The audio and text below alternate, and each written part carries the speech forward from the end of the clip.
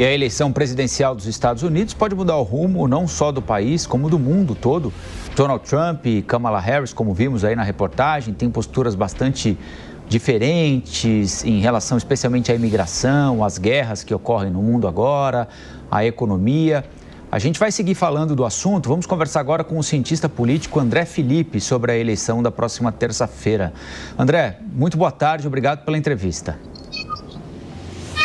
Muito boa tarde, eu que agradeço a oportunidade de estar aqui novamente. André, queria começar pedindo a sua avaliação sobre os conflitos, especialmente o conflito que acontece na Europa, o conflito que acontece no Oriente Médio. Qual vai ser a política norte-americana para esses dois eventos, caso Kamala Harris seja eleita na terça, caso Donald Trump seja eleito na terça? Bom, se for a Kamala Harris, acredito que continua mais do mesmo. Eu acredito que, na realidade, uma mudança de cenário global, ela passa pela eleição do Donald Trump.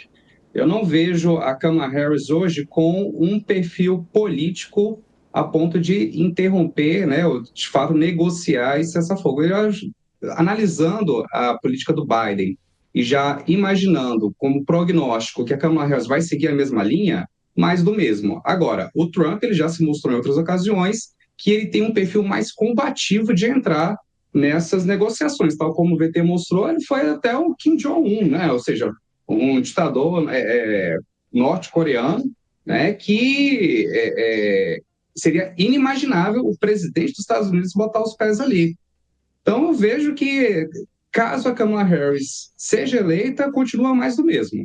E caso o Trump ele ganhe, talvez tenha uma intervenção maior. E aí a gente gera outros conflitos, né? Ele traz realmente a Rússia para o debate novamente, né? Ele já tem uma proximidade, talvez até uma afinidade com Zelensky, e ele poderia até aproveitar desse eixo político para tentar, né, de certa forma, ter uma certa vantagem em relação à Rússia, que, na realidade, se a gente for parar para pensar analiticamente, é até uma grande oportunidade para o Trump, né, enfraquecer a Rússia através desse conflito na Europa, especificamente falando. Agora, em relação ao conflito no Oriente Médio, a proximidade, talvez, que ele tem ali com Israel possa também ajudar um pouco nesse cessar-fogo, mas a gente já sabe que o tom em relação a Israel ele é mais moderado, até por conta dos eleitores mais conservadores que dão sustentação. Então, muito provavelmente, nessa reta final, ele vai tentar colocar ali panos mais brandos, porque em reta final de campanha não é aquele que acerta mais, mas é aquele que erra menos. André, o Gustavo Segré tem uma pergunta para você também. Segré. Bom dia, André, ou boa tarde, melhor dizendo, obrigado pelo seu tempo. Tudo indica que a questão econômica sempre tem uma prevalecência em termos do eleitor. Estados Unidos pode estar sendo encaminhado para uma recessão, segundo alguns analistas econômicos. E a previsão é que, se o Trump ganha, o protecionismo volte um pouco mais forte. Qual é a tua apreciação sobre a economia a respeito de qualquer um dos dois candidatos? Se pode ganhar Kamala, você mencionou, mais do mesmo, mas e se ganhar o Trump? Bom, se ganhar o Trump, você falou muito bem. Nos Estados Unidos, a gente tem um chamado modelo do voto econômico, né? Especialmente em Michigan, onde o eleitor americano ele vota majoritariamente por aspectos econômicos. No Brasil também tem esse modelo, mas os Estados Unidos é muito forte, expandiu para todo mundo, né? A escola dos Estados Unidos, a escola eleitoral nos Estados Unidos foca muito nessa temática. E o que a gente percebe é que o Obama, ele deixou o governo com 6% de desemprego.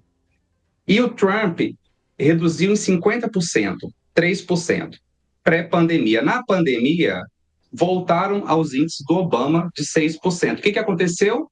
O eleitor americano demitiu Donald Trump. Então, o eleitor americano não demitiu Donald Trump por causa de vacina, por causa de corona. Demitiu o Donald Trump porque a economia voltou aos índices do Obama, pré-pandemia.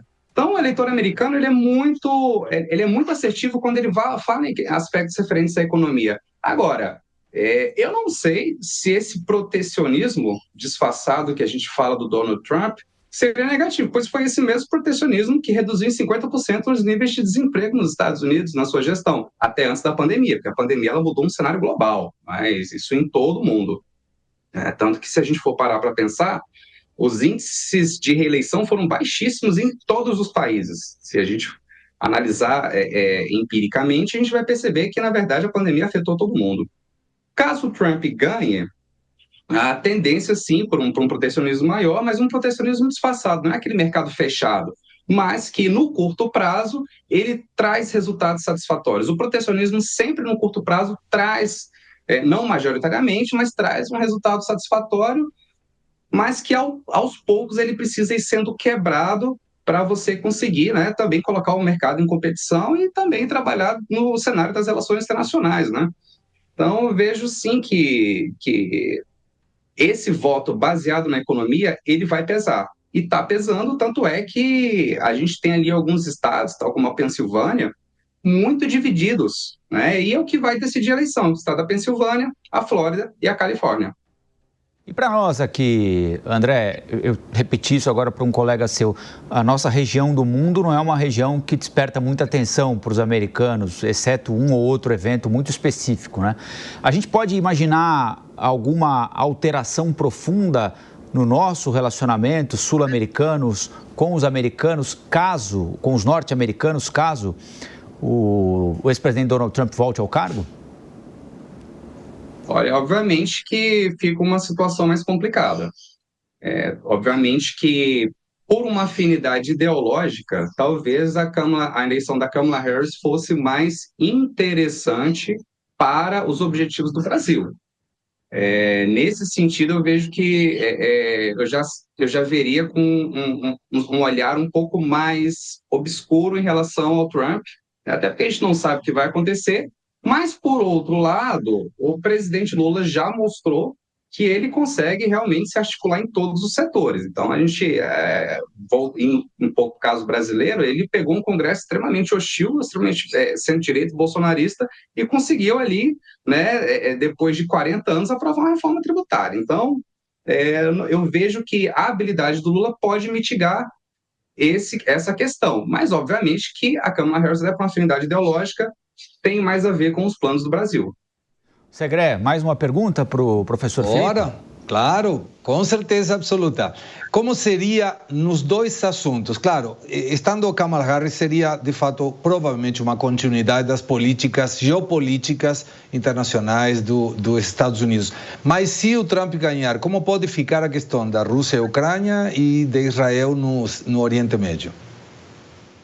Olha, muito provavelmente o Putin ele vai entrar com tudo em relação à Rússia. Com o Oriente Médio, eu acho que ele vai deixar um pouco mais a segundo plano, mas imediatamente eu vejo que ele vai tentar pegar um ganho político. Não diz que ele vai tentar, não. Ele vai ter um ganho político em cima disso, ele vai juntar com a Ucrânia, vai juntar com a OTAN e vai tentar, de certa forma, jogar pesado contra o Vladimir Putin. Isso eu tenho total convicção. E não vai demorar. Eu acredito que talvez seja uma das políticas mais prioritárias e mais imediatas que o Trump pode fazer caso ele venha a ser eleito.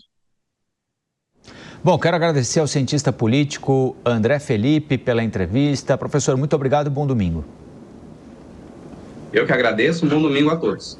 E bom nos Estados Unidos para quem é brasileiro estar por lá.